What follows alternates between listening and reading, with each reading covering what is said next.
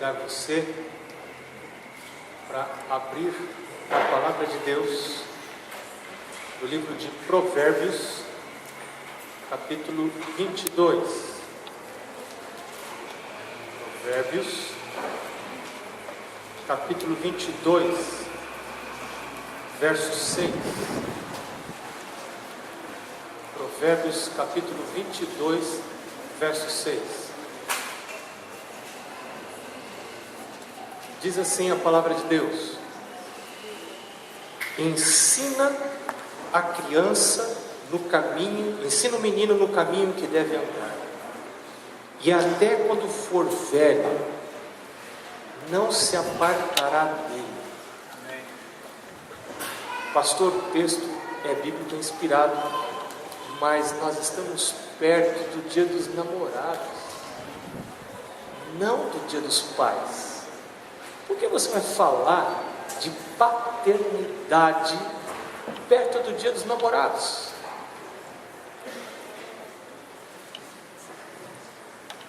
Porque tem um sentimento aqui dentro de que a necessidade de educação para a paternidade é ainda maior do que a necessidade que a gente tem de educação para namoro, para estas coisas. De alguma maneira nós vamos falar um pouco sobre casamento dentro desse assunto de paternidade hoje. E hoje à tarde vamos falar um pouquinho mais sobre namoro, noivado, qual é o plano de Deus para a vida da gente nesses outros aspectos. Agora, a palavra de Deus aqui nos diz: ensina o menino no caminho em que deve andar, e até quando for velho, não se apartará dele. Existe um conceito na palavra de Deus, de que os pais, ao gerarem uma criança, assumem um compromisso eterno com essa criança. Quando eu gero um ser, eu tenho o compromisso diante de Deus de indicar para esse ser os caminhos da vida. E eu me lembro do meu pai falando isso muitas vezes. Às vezes meu pai pedia para eu fazer algumas coisas e eu não queria fazer. E, por exemplo, meu pai nos convidava para vir para o culto da família, todo dia de manhã e todo dia à noite. E eu me lembro, quando eu já estava fazendo faculdade de teologia, eu sou o filho mais velho, e eu me lembro de um dia que eu fiquei estudando até mais tarde, e quando meu pai chamou a família para vir fazer o culto da família, eu me achei no direito de não assistir o culto, de não estar no culto da família, porque eu tinha ido dormir muito tarde, eu ia ter exame no outro dia.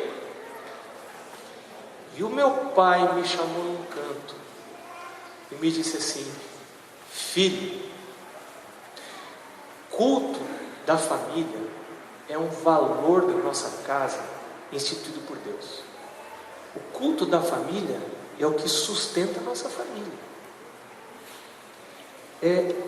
Enquanto você morar aqui em casa, eu gostaria de pedir a você para vir ao culto. Eu tentei esperar para meu pai, mas ontem eu fui dormir tarde, e eu já tenho minha comunhão pessoal, eu já estudo minha Bíblia sozinho. Meu pai disse: sua comunhão pessoal é uma coisa, culto da família é outra coisa. Culto da família é toda a família. E Deus me colocou como responsável por toda a minha casa, por você que é filho, pelos seus irmãos que são menores. E se eu permito que você falte ao culto da família, um culto só, eu vou ter que permitir aos seus irmãos menores faltar também.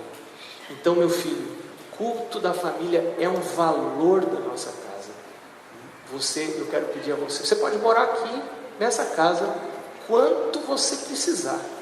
Aquilo foi confortante, apesar de que eu já estava querendo sair de casa. Chega uma hora que a gente quer voar, quer ir embora, né?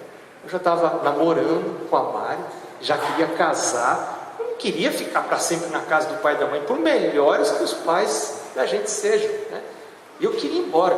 Meu pai disse: filho, quanto você precisar, você pode ficar aqui, mas ficando aqui, você precisa assistir o culto. quando você estiver aqui, você precisa assistir o culto. Anos antes, eu não quis ir à igreja com meu pai um dia. Minha desculpa era que eu ia a uma igreja perto, que estava ali. Meu pai sabia da minha vida. Meu pai já conhecia as coisas como eram.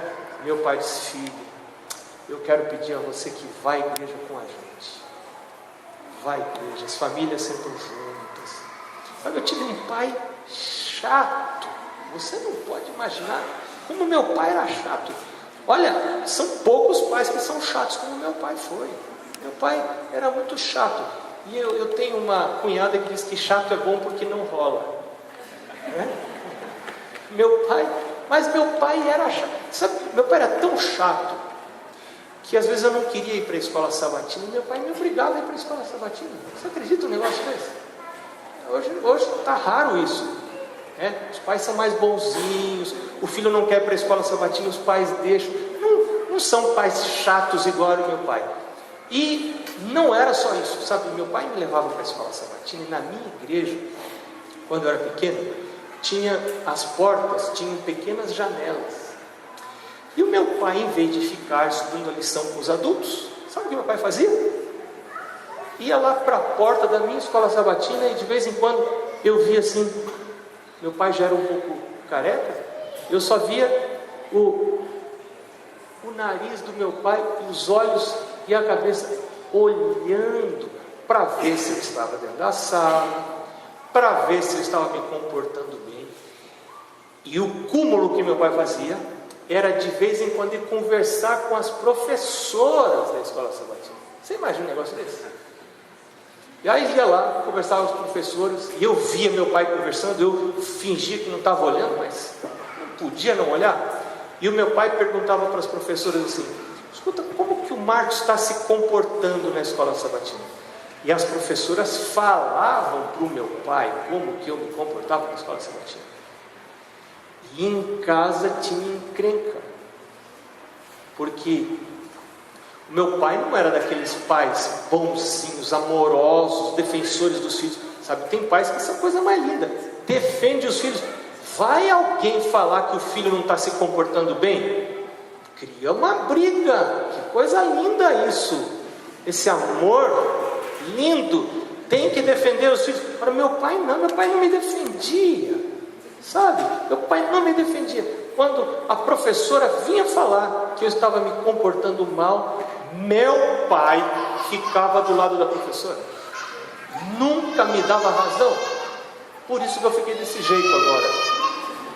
Mas a palavra de Deus diz que evangelho, salvação é algo transgeracional. Você vai lá para o Gênesis, você vê Deus falando para Abraão: eu escolhi Abraão, porque eu sei que ele há de ordenar a sua casa após si. Só que tem um conceito muito importante. Deus escolheu Abraão para ser o pai da fé, porque Deus olhou para Abraão e disse: eu sei, e eu escolhi Abraão, porque eu sei que Abraão não vai ser um pai banana. Eu sei que Abraão vai ordenar a sua casa depois dele. Ou seja, a experiência cristã de Abraão, a vida espiritual de Abraão, não era só para ele. Abraão não estava satisfeito em apenas ele ter comunhão com Deus.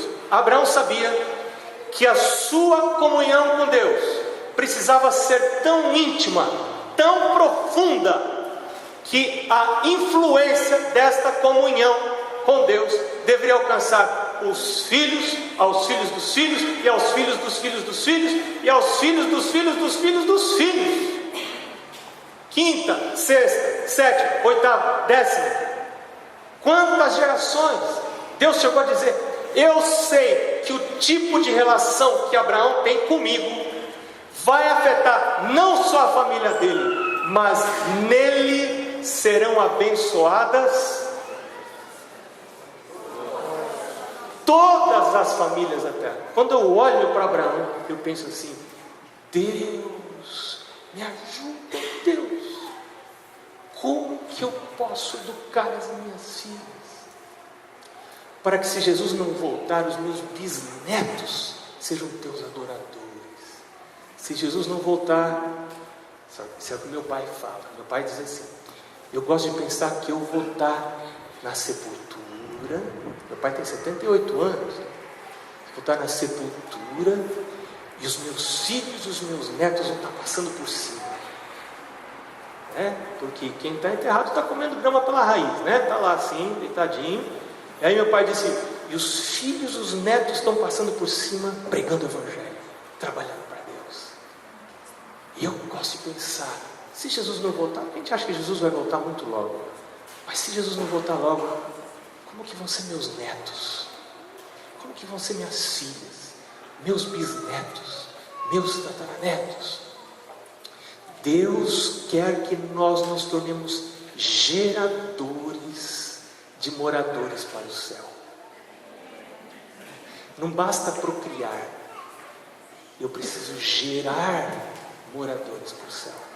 Agora, como que é esse processo de geração de moradores do céu? Olha, ter filho é coisa simples, até bicho sabe como fazer. Simples, simples, simples. Agora, gerar moradores para o céu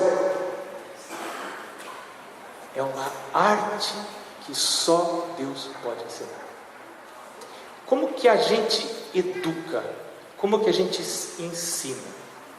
A gente ensina por preceito, falando: olha, filho, tem que ir à igreja, filho tem que ler a Bíblia, filho tem que estudar a lição, filho tem que ser honesto, filho tem que ser correto, filho tem que falar a verdade, não roube, não minta, não isso, não aquilo. A gente ensina por preceito. E a Bíblia diz que a gente deve ensinar assim também. A Bíblia diz: dela falarás assentado. Lembra lá de Deuteronômio 6? Falarás assentado, deitado, ao levantar-te, ao sair, passeando. Eu devo falar de Deus a todo momento. Tudo devo incluir a Deus. Por exemplo, você vai sair de férias. A gente deve ligar Deus com as coisas legais, sabe? Você vai fazer uma coisa legal em família, põe Deus. Para os filhos aprenderem a ligar as coisas de Deus com coisas agradáveis. Eu lembro uma vez que nós, pobres, que já não tinha dinheiro nem para ficar em casa, resolvemos sair de férias. Aí fizemos o propósito assim: bom, nós vamos passear, vamos levar barraca, nós vamos dormir em hotel, porque férias de pobre geralmente é na casa dos outros, para incomoda. Pobre incomoda, não adianta, Então o pobre incomoda os parentes, sempre na casa dos outros. Mas a gente sempre tirou férias assim. Só que nessa vez nós fomos viajar para um lugar bonito, fomos atravessar os Andes lá, terra de vocês, passamos por lá, E uma natureza diferente da que a gente estava acostumado, em barraca. Nesses momentos gostosos, a gente liga a mente dos filhos com a ideia de Deus. Que maravilha isso que Deus está dando para a gente. Vamos fazer o culto aqui, debaixo dessa montanha. Olha que linda essa selva. Vamos fazer uma oração.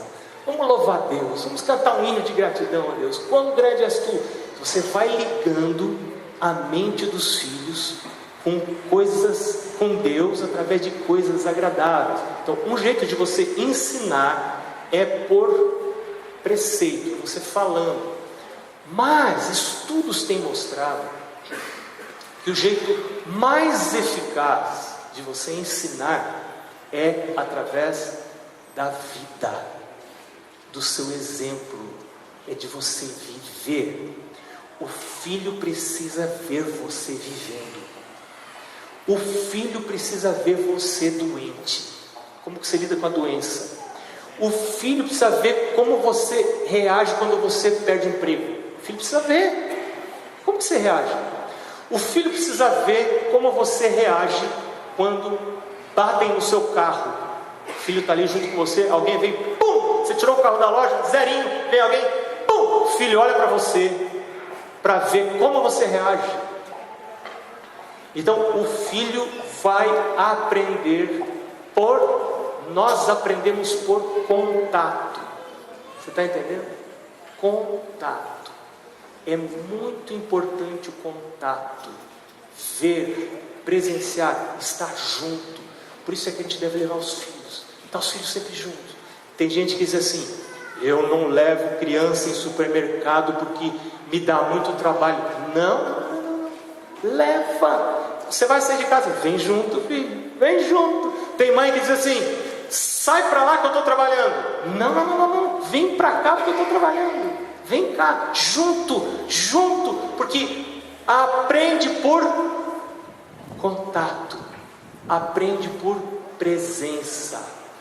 Quando eu afasto os filhos, ou quando eu me afasto dos filhos, eu estou impedindo o processo devido de aprendizado.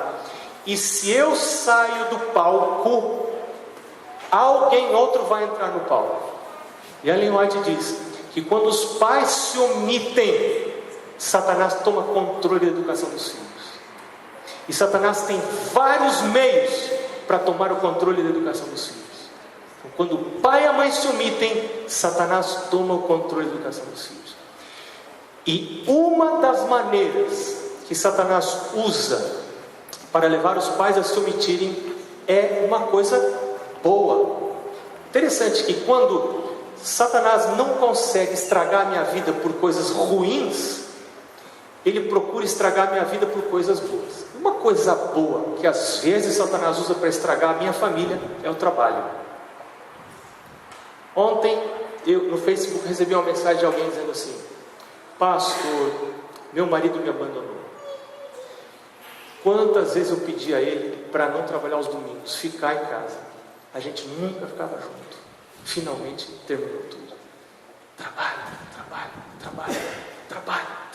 Para que trabalho? Para ter uma vida melhor. Interessante. Claro, a Bíblia e Deus é contra a preguiça, né? Preguiçoso, lá Provérbios fala da preguiça. O trabalho é considerado como uma virtude, mas o excesso de trabalho vai me privar dos relacionamentos, vai me privar de intensificar relacionamentos. E aí tem gente que diz assim: pastor, eu não tenho tempo, eu trabalho demais, eu viajo muito, eu faço muita coisa, mas eu procuro dar para os meus filhos um tempo de qualidade, sabe? Se o filho assim, um chavão bonito, aí você pensa: parabéns, essa pessoa, a pessoa esperta, de cabeça, ela dá tempo de qualidade. Agora eu, coitado, não sei nem o que é isso de tempo de qualidade. Então eu vou dizer uma coisa para você: essa história de tempo de qualidade é uma falácia. Porque a aprendizagem, o nosso cérebro foi criado para aprender por repetição. Repete, aprende. A repetição é a mãe da aprendizagem. Nosso cérebro é assim. Por isso tem que estar todo sábado na igreja, tem que ler a Bíblia todos os dias. É repetição. Então, o contato com os pais, a presença dos pais é que vai produzir a aprendizagem. Então, você diz: mas eu dou tempo de qualidade. Mas que tempo de qualidade? O que você faz assim, que nesse pouquinho tempo vai intensificar tanto esse processo, que vai se equiparar a um tempo maior que outra pessoa pode dar? Escuta aqui. Pensa em cozinhar feijão. Se você quer cozinhar feijão, eu sei cozinhar feijão, hein, gente? Você pensa que o homem não sabe? Quanto tempo leva um feijão para cozinhar? Depende do feijão. Mas um feijão igual que o meu sogro planta, assim, você colhe novinho. Quanto tempo leva para cozinhar um feijão novo? Uns 40 minutos, não é mais ou menos por aí? 30 minutos, 40 minutos? Dá uns 30 minutos, vamos pôr por 30 minutos. Aí você fala assim: eu corro muito, minha vida é muito corrida, eu não tenho tempo para cozinhar um feijão 30 minutos. Eu vou dar para o feijão um fogo de qualidade. Aí você põe na panela de pressão, você põe um maçarico debaixo da panela de pressão. Mas se esse foguinho de fogão, não, para mim, eu vou dar um fogo de qualidade. Aí você põe o maçarico na panela de pressão e liga o maçarico. O que vai acontecer com o seu feijão, com a sua panela, com a sua casa e com o seu rosto? Me responde o que vai acontecer. Vai ter feijão para comer nesse dia na sua casa? Não vai ter feijão na sua casa. Por quê? Porque para cozinhar feijão é necessário um processo. Mas então eu não vou usar panela, eu vou pôr o feijão direto no maçarico. O que acontece com o seu feijão? Você vai ter feijão? Tem feijão, mas dá para comer? Tem filhos intragáveis por aí. Tem filhos intragáveis. Ninguém aguenta a criatura. Por quê? Porque não passou pelo processo de cozimento. O cozimento é a presença do pai e da mãe. Sempre que o filho chega em casa, tem pai e a mãe, ou o pai ou a mãe, tem que alguém estar em casa. O livro Lar Adventista fala disso, né? A gente sai para correr, muitos correm pensando em dar um mundo melhor para os filhos, mas aí falham em deixar filhos melhores para o mundo. Deus prefere que eu deixe filhos melhores para o mundo do que eu deixe um mundo melhor para os filhos. Esse mundo vai terminar. Então é melhor você não poder comer fora, é melhor você ter um carro mais velho, é melhor você vir com a mesma roupa todo sábado. Mas será que aquela pessoa não tem outra roupa? Não tem, não. É essa mesmo. Todo sábado é essa aqui. Eu venho para a igreja, mas com os meus filhos, eu e a minha casa serviremos ao Senhor. Estou com a minha família, estou junto. Agora, que herança que eu posso deixar para os meus filhos? Eu queria sugerir para você, nós temos ainda uns 15 minutos, eu queria sugerir nesse tempo alguns valores que você poderia deixar como herança para os seus filhos, que vale muito mais que dinheiro. Alguns pais deixam dinheiro para os filhos e aquilo é a perdição. Porque Ellen White disse que o dinheiro que chega à mão dos filhos sem esforço, ele, na grande maioria dos casos, faz mais mal do que bem. E ela aconselha aos pais não deixarem toda a herança para os filhos, a deixar parte para Deus. Ela diz: se seu filho é um cristão fiel, temente a Deus, anda nos caminhos de Deus, então você deixa um pouquinho para o seu filho, mas a maior parte você deve devolver para Deus. Deixa o seu filho lutar como você lutou. Isso vai ser a maior bênção que você pode deixar para ele, junto com os valores que você deixou para ele. Então eu quero sugerir para você alguns valores para você deixar para o seu filho. O primeiro valor é o conceito de amor que o seu filho vai ver exemplificado na sua vida. Como você se relaciona com o seu cônjuge. O que é amor para você? Amor para você é um sentimento. E agora a gente dá uma tocadinha no dia dos namorados, tá? Os casais aqui, só um toquezinho, depois a gente volta para os filhos, tá? O que é amor para você? Amor é um sentimento volúvel que vai, né? Aí daqui a pouco o amor acaba. Tem gente que diz: pastor, amor acabou, né? Interessante esse conceito de amor. Esse conceito de amor é estabelecido pela Globo, não pela palavra de Deus, né?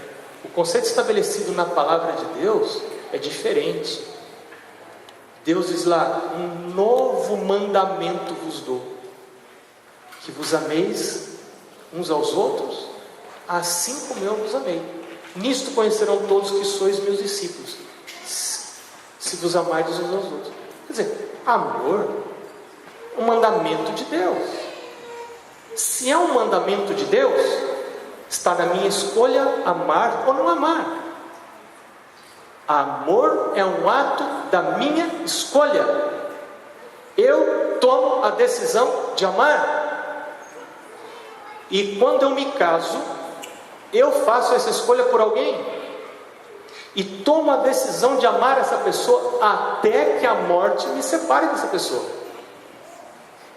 Agora, o meu sentimento pode variar nesse período. da vida. Tem dia que eu estou com gripe, tem dia que eu estou bem, tem dia que eu estou mal, tem dia que eu estou disposto. As minhas emoções, elas variam, mas o meu compromisso é perene, é contínuo. Esse conceito de amor é um tesouro que você deixa para os filhos. Como que você reage quando você recebe um relato de alguma coisa errada que seu filho fez, de uma nota baixa que ele tira na escola?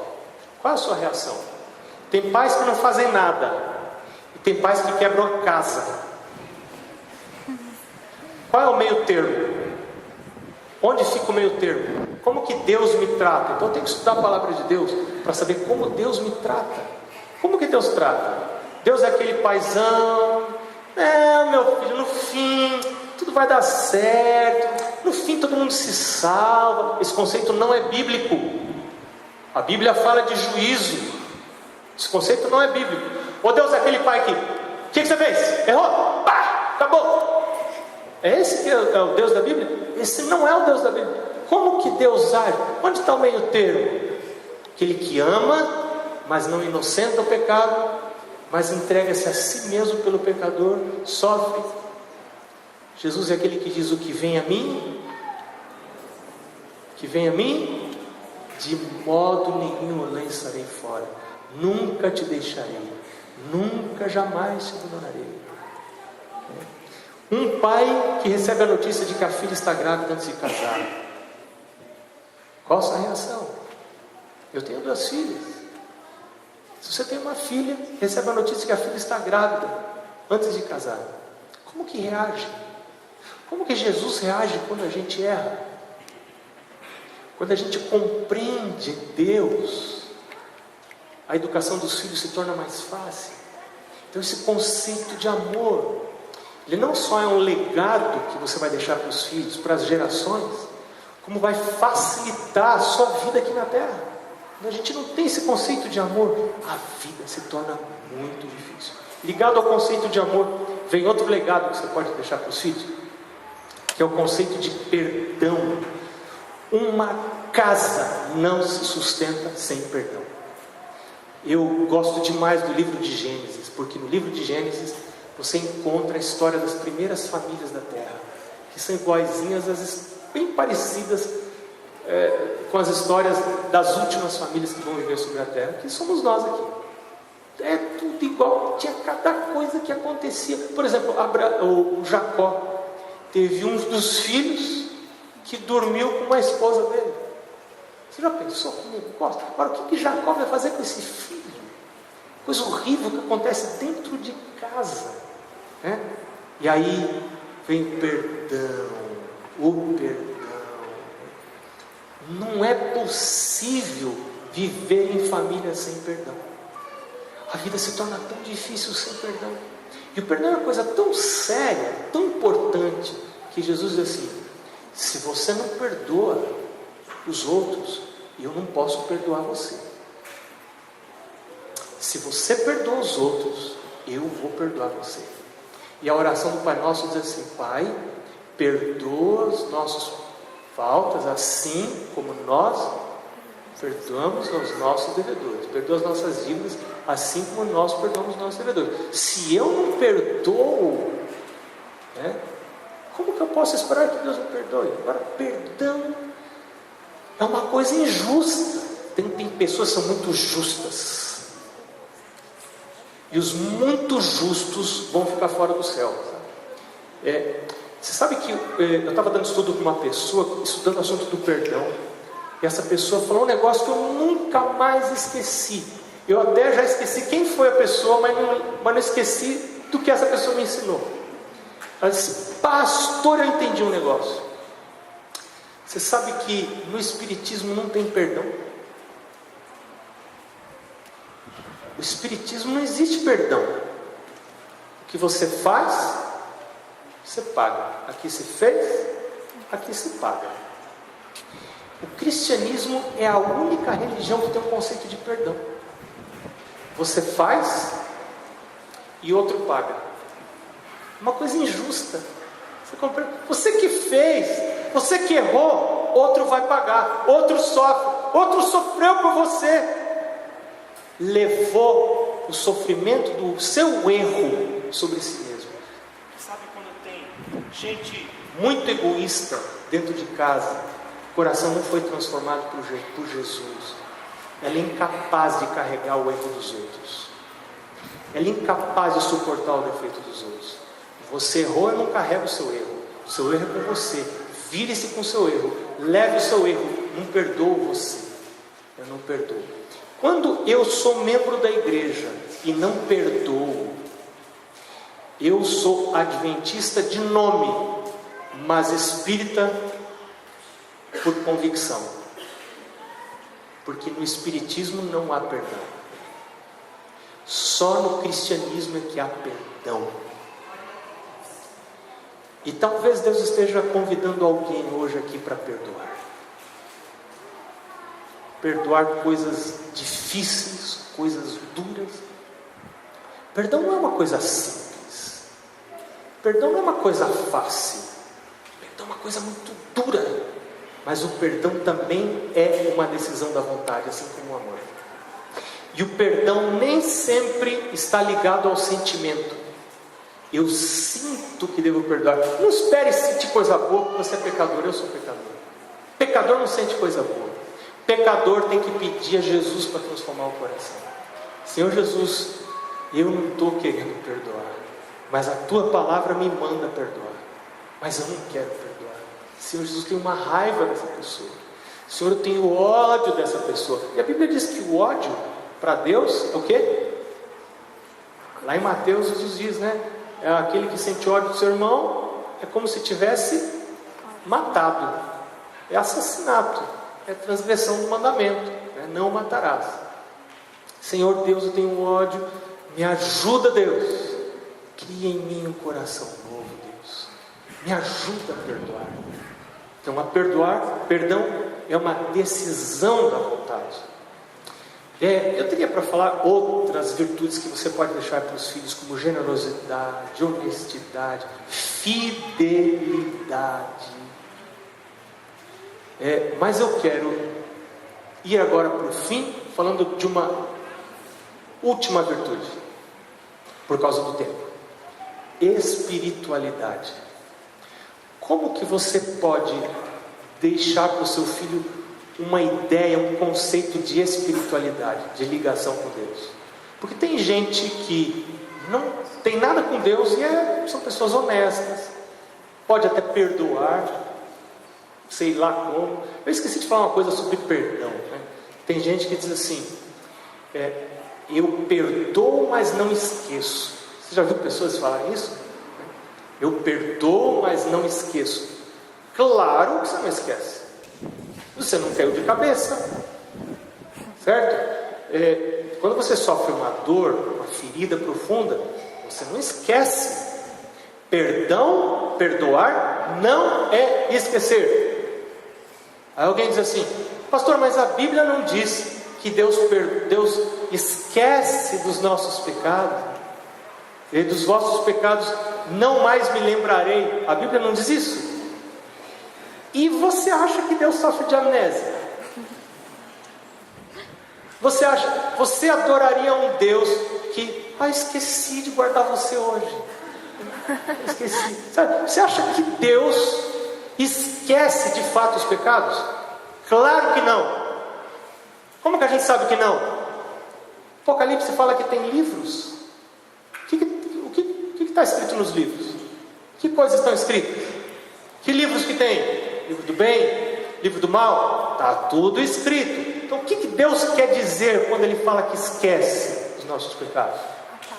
Quer dizer que Ele me trata como se Ele tivesse esquecido dos meus pecados. Então quando eu perdoo alguém, eu não esqueço, nem posso esquecer, nem devo esquecer, mas eu começo a tratar aquela pessoa como se tivesse esquecido. Voltando para a vida espiritual, como que eu transmito espiritualidade para os meus filhos? Em primeiro lugar, tendo uma comunhão com Deus. Eu preciso acordar cedo. Eu preciso ir à presença de Deus cedo. Eu contei para vocês do meu pai no começo. Eu tenho algumas cenas na minha memória que eu não posso me esquecer. Nós em casa gostávamos de... Ao lado, no quarto do meu pai tinha um banheiro, era uma suíte. E nós tínhamos o banheiro dos filhos, que era no corredor. Tinha o quarto da minha irmã, o meu quarto, o quarto do meu irmão, e ali era o nosso banheiro. Mas a gente acordava de manhã e gostava de fazer higiene pessoal lá no banheiro do pai e da mãe, sabe? E meu pai e minha mãe nunca nos enxotavam. Sai pra lá, esse aqui não é o banheiro de vocês.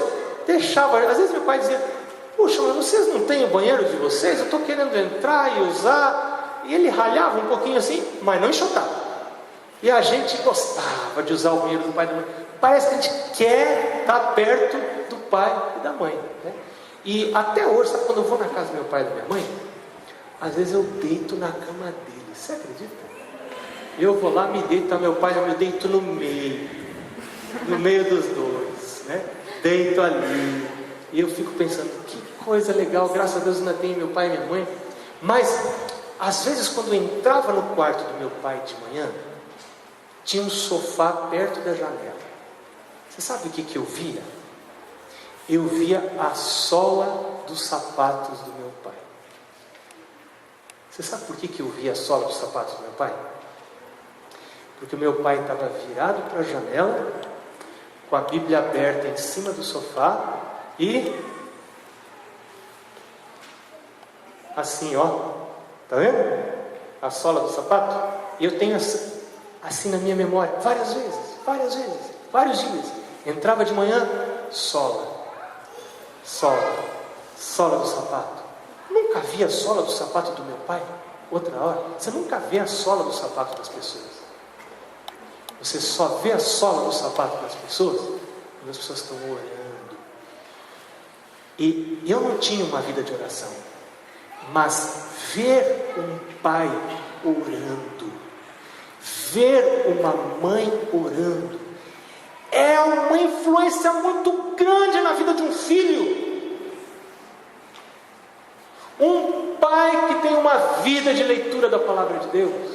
Eu me lembro, meu pai indo para o trabalho do meu pai era longe de casa, e ele escrevia versos da Bíblia num pequeno pedaço de papel e pendurava no cinzeiro da variante. Não era não sei se vocês se lembram desse carro que existiu, dessa condução que existia no Brasil há uns 40 anos, né? Variante, você lembra disso? Meu pai tinha uma variante, aí ele pendurava no cinzeiro aquele papel e ele ia recitando os versos da Bíblia. Eu me lembro de uma vez que nós fomos correr juntos na mata do NASP, nós morávamos ali perto. E o meu pai parou de correr e disse: vamos ali no mato orar? E eu disse: meu pai, não, porque senão vai parar o exercício, a corrida a gente não para no meio. E eu fiquei correndo para lá e para cá, e o meu pai foi para dentro do mato orar.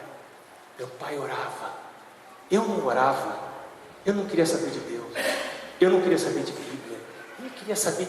Eu ia à igreja porque meu pai me levava. Às vezes eu me pergunto: você nunca saiu de igreja? Nunca tive essa chance. Nunca tive. Meu pai não deu essa chance para mim de sair da igreja. Eu me afastei de Deus, mas sair da igreja eu não tive essa chance. Meu pai não deu essa chance. Graças a Deus, porque ali dentro da igreja Deus me alcançou. Meu pai é uma marcação dura, né? Então, como que eu transmito espiritualidade para meus filhos? Culto da família. Culto é uma instituição sagrada. Vou falar um negócio para você, duro, sério, mas eu creio nisso. O que define uma casa, se ela é cristã ou não, é o culto da família. Se tem culto na minha casa é uma casa cristã. Se não existe culto na minha casa, a minha casa não é uma casa cristã. Não tem cristianismo na minha casa, tem materialismo. Porque eu não me levanto para fazer o culto, eu me acordo para trabalhar, para ganhar dinheiro. Então eu sou materialista, eu não sou cristão. O cristão acorda para buscar Deus. O cristão acorda para ir com a sua família buscar Deus e dizer: Deus abençoa a minha casa. A gente sai da cama não é para ganhar dinheiro, não. Cristão não sai da cama para estudar, ganhar dinheiro. Cristão sai da cama para buscar a Deus. Como você faz o culto? O culto deve ser curto, rápido, bem curtinho. Tem gente que pensa que o culto tem que ser comprido. Se você faz culto comprido na sua casa, vai acabar. Vai parar de ter culto na sua casa. Rápido, logo vai parar de ter culto. O culto, livro Orientação da Criança, tem um capítulo sobre o culto familiar. E uma das características do culto que aparece com mais frequência nesse capítulo é que o culto deve ser curto, rápido. Então não tem esse negócio de você ler o grande conflito no culto da família, ler testemunhos seletos, um capítulo por noite. Não faça isso. Culto é sua comunhão pessoal. Você leve 2 horas, 3 horas, quanto você quiser. O culto da família deve ser rápido. Todos os dias, todo dia. Nós aprendemos por repetição. Água mole, pedra dura, tanto bate até que fura. Todo dia, de manhã à tarde. A gente tem que planejar isso. Tem que ter acordo entre o casal para que isso aconteça. Terceira coisa, a espiritualidade da família: vir à igreja, estar na igreja, buscar a Deus na igreja. Uma vez eu estava de férias e encontrei com uns amigos, filhos de um amigo meu, numa igreja de praia. E aí perguntei para os filhos: e cadê o pai e a mãe? Eles trabalharam demais essa semana. É o primeiro sábado das férias, a gente viajou ontem e eles ficaram em casa dormindo. Não foram para a igreja, ficaram dormindo porque estavam muito cansados. Eu fiquei pensando assim: um dia esses filhos vão querer ficar dormindo em casa. E aí o que o pai vai dizer? Vão para a igreja, meus filhos. Ô pai, quando você quer ficar dormindo, você fica. E a gente não pode ficar? Como que você vai explicar esse tipo de coisas? Por que ir à igreja? Buscar a Deus em comunidade não é o mesmo que buscar a Deus em unidade, sozinho. Importante a busca de Deus, a coletividade, o relacionamento com os outros é muito importante. Fazer parte da família de Deus, isso é muito importante. Bom, eu escolhi Abraão. Por quê? Porque eu sei que ele há de ordenar a sua casa após si. Deus escolheu Abraão para abençoar.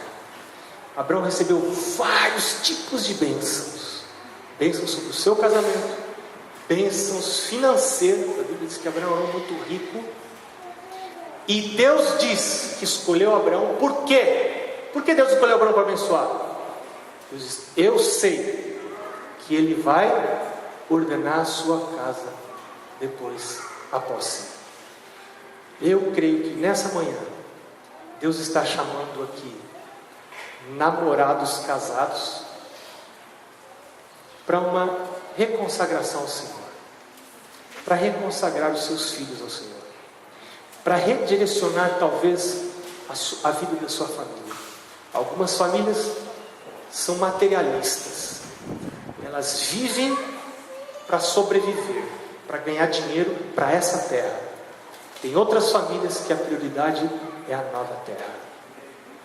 A Bíblia diz: onde estiver o vosso tesouro, ali estará o vosso coração. Qual o meu alvo? É comprar um carro novo? O meu alvo é ter um coração novo? O meu alvo é ter uma casa nova aqui? O meu alvo é ir para a nova terra, lá. Qual é o meu alvo? Qual é a primeira coisa que eu busco nessa vida? Jesus disse: buscai, pois, em primeiro lugar, o reino de Deus e a sua justiça, e todas as outras coisas vos serão acrescentadas. Amém.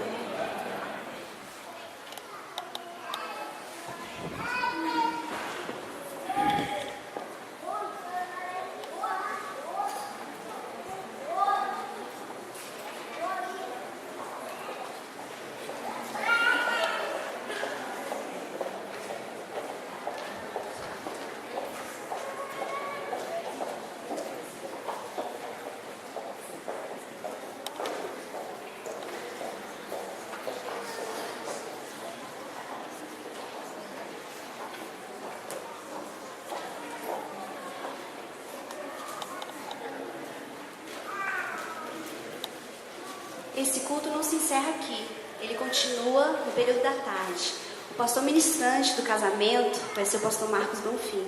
E ele vai falar mais profundamente sobre outras questões. E tomara que você esteja aqui se alimentando mais ainda deste assunto, que é sobre família, relacionamentos, casamento, namoro. E para terminarmos, convido a todos a ficarem de pé e cantarmos o hino Teu Divinal Amor, número 293.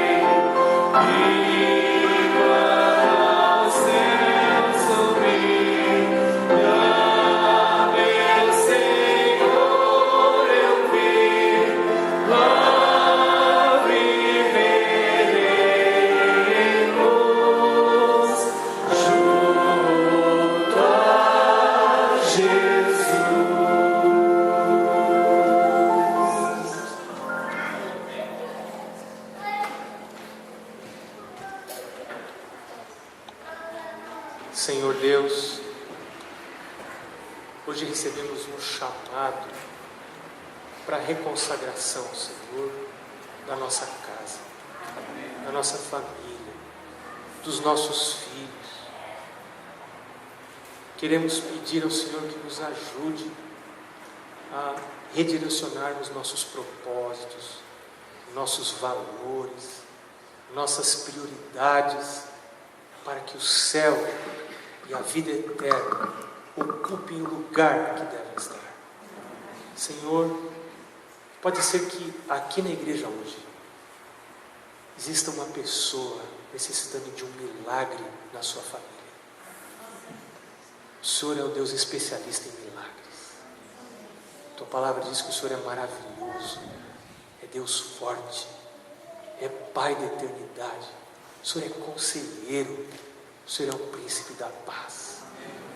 Senhor, nós te pedimos milagres, que o teu Espírito opere primeiro um milagre no nosso interior. Nós pedimos estas bênçãos, em nome do Senhor Jesus. Amém.